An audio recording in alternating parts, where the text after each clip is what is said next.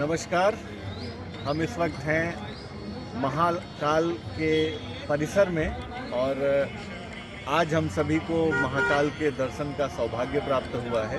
प्रातःकालीन होने वाले दिव्य श्रृंगार और भस्म आरती में हम सभी सम्मिलित हुए हैं। हम सभी यहाँ इंदौर आए हुए थे विद्या भारती उच्च शिक्षा संस्थान की एक नेशनल समिट में प्रतिभाग करने के लिए और हमारे साथ प्रोफेसर आर सिंह सर हैं, तो उनसे जानते हैं आज का ये दिव्य अनुभव कैसा रहा। सर, आज के दिव्य अनुभव के बारे में कुछ बताएं थोड़ा सा। श्री महाकाल महालोक परिसर में आकर के दिव्य अनुभूति हो रही है। लगता है कि काल स्थिर हो चुका है। बहुत ही प्रभावशाली समय हो गया है और दिव्य श्रृंगार को देख कर तो ऐसा ही लग रहा था कि जो कणकण जो है वो कणकण भी शंकर है और उस शंकर की अनुभूति इस परिसर में हो रही है। बहुत ही दिव्य है। जी, बिल्कुल ठीक कहा सर। निश्चित रूप से हम सभी के कुछ पुण्य जरूर संचित हुए हैं जिससे हमें यह सौभाग्य प्राप्त हुआ है। हमारे साथ डॉक्टर सुभाष सर हैं। मैं कैमरा संभालता हूं और आप अपना अनुभव बताएं। सर, कैसा महसूस किया आपने इस दिव्य आरती में भाग लेकर? महाकाल की दिव्य आरती वास्तव में दिव्य ही नहीं भव्य भी है। भव्य और दिव्य आरती जब हम लोग ग्रहण कर रहे थे तो जो आध्यात्मिक ऊर्जा का संचार हो रहा था वह निश्चित रूप से जीवन का अनुपम क्षण महसूस हो रहा था। हम सब इस दिव्य आरती के दिव्य पूजन के साक्षी बने। यह परम पिता परमेश्वर की ही अनुकंपा कह सकते हैं। जी, बिल्कुल ठीक कहा आपने सर। पिछले कुछ वर्षों में हम देखें तो एक बदलाव हमको समाज में दिखता है धार्मिक आचरण को लेकर, धार्मिक प्रतीकों को लेकर के। इस बदलाव को आप किस रूप में देखते हैं? भारत की भूमि हमेशा आध्यात्मिक ऊर्जा का केंद्र रहा है। वो आध्यात्मिक ऊर्जा का केंद्र कुछ समय के लिए सुषुप्त जरूर हो गया था, लेकिन अब वो एक ऐसे सुषुप्तीकरण से लेकर के अब जागृत अवस्था में ये आ चुका है और मुझे लग रहा है कि अब आने वाला समय और भी दिव्य होगा और आध्यात्मिक ऊर्जा का संचय, उसका प्रवाह और प्रवाह के बाद जो विश्व को जो बदलने की जो संकल्पना है उस संकल्पना को हम लोग सभी सार्थक करेंगे और ऊर्जा का प्रवाह भारत ही होगा। ऐसी अनुभूति हमें हो रही है। जी, बिल्कुल ठीक कहा सर। विगत कुछ वर्षों में हम देखें तो विभिन्न मंदिरों का पुनर्निर्माण हुआ है, उनका संवर्धन हुआ है। तो कैसा महसूस करते हैं आप? क्या मानते हैं कि कितना ज़रूरी था ये और आगे जो चल रहे कार्य हैं, बद्रीनाथ धाम में भी बहुत पुनर्निर्माण होना है, किस रूप में देखते हैं आप इस चीज़ को?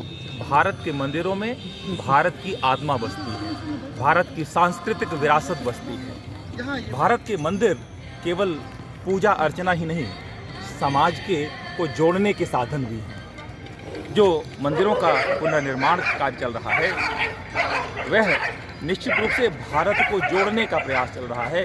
भारत की आध्यात्मिक ऊर्जा को जोड़ने का प्रयास चल रहा है। भारत की उस आध्यात्मिक जो उसकी शक्ति रही है उसको पुनर्स्थापित करने का प्रयास कह सकते हैं इसे आप। और निश्चित रूप से मैं मानता हूँ कि मंदिरों के पुनर्निर्माण केवल धार्मिक दृष्टि से नहीं बल्कि राष्ट्र की आध्यात्मिक शक्ति के पुनर्जागरण के लिए भी अत्यंत आवश्यक है। बिल्कुल ठीक कहा सर। हमारे साथ विद्या भारती उच्च शिक्षा संस्थान की राष्ट्रीय प्रबंधकारिणी के सदस्य और पूर्वी उत्तर प्रदेश क्षेत्र के संयोजक प्रोफेसर JSP पांडे सर हैं। सर, आज की इस दिव्य आरती में सम्मिलित होकर के कैसा अनुभूत किया आपने, क्या महसूस किया आपने?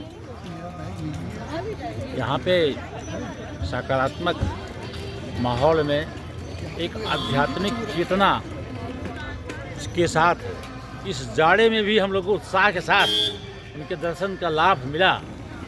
हमको लगता है कि सब प्रभु ही हैं, सब शिव हैं, वही नियंता हैं और जो कुछ वो चाहते हैं वही होता है। उन्होंने बुलाया, हम लोग चले आए।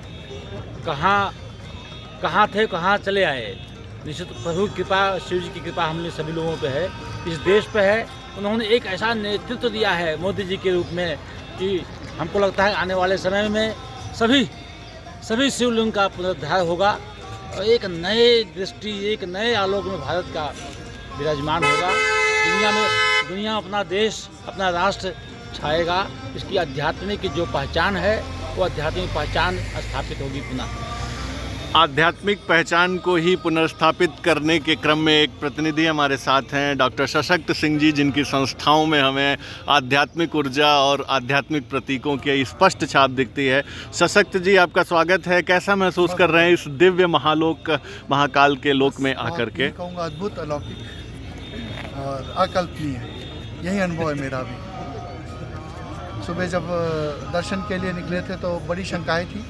हमारे एक साथी ने बड़ा, क्योंकि उन्हें कुछ कहीं से प्रेरणा प्राप्त हो रही थी, उन्होंने उत्साहवर्धन किया और जब यात्रा पे निकले तो उसके बाद सब कुछ अपने आप घटित होता गया और निश्चित रूप से बहुत ही आनंदमय क्षण है ये। और मैं चाहूँगा मैं अपने साथी से आपका परिचय कराऊँ। जी, तो मंजुल जी ये हमारे मित्र हैं और मैं यही बात आपसे कह रहा था कि जब हम दर्शन की बात हुई तो सब चीज़ बड़ी कठिन लग रही थी। यात्रा से इधर से आके मंदिर भी ले पीछे, लेकिन उसके बाद मंजुल जी को कुछ प्रेरणा प्राप्त हुई। कल रात इन्होंने मुझे बताया कि इन्हें स्वप्न में भस्म दिखाई दी है यहाँ महाकाल जी की। तो बस उसके बाद तो सब कुछ अपने आप घटित होता गया और बहुत आनंद आया, बहुत अच्छा रहा। और वास्तव में जो शिव का अंतिम रूप था अप्रतिम, बहुत ही बिल्कुल ठीक कहा आपने। व्यवस्थाएं कुछ ऐसा होती चली गई जैसे महाकाल स्वयं हम सभी को यहाँ पर बुला रहे हैं। हमारे साथ प्रोफेसर किरण हजारिका सर हैं। सर हमारे साथ दर्शन करने के लिए आए थे। सर, आपको इस दिव्य महाकाल लोक में आकर के कैसा महसूस हुआ? सुबह की आरती में आप सम्मिलित हुए, आपने श्रृंगार को देखा। मैं तो अपने को अहोभाग्य समझता हूँ कि आप सबके संग ऐसा संयोग आज हुआ है, जिसके कारण आज महाकाल एक दिव्य ज्योतिर्लिंग का दर्शन हुआ है। और साथ ही साथ भस्म आरती जो विरल है, शिव जी को सबसे प्रिय है भस्म आरती, जिसके लिए महाकाल में आप ज्योतिर्लिंग के रूप में उपस्थित या आविर्भाव हुए हैं। तो आज बहुत खुशी हुआ है, मेरे मन में बहुत खुशी हुई है और बहुत अच्छा लगा है।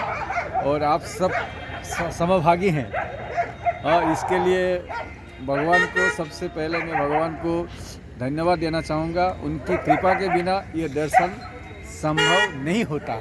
धन्यवाद। बिल्कुल ठीक कहा सर आपने।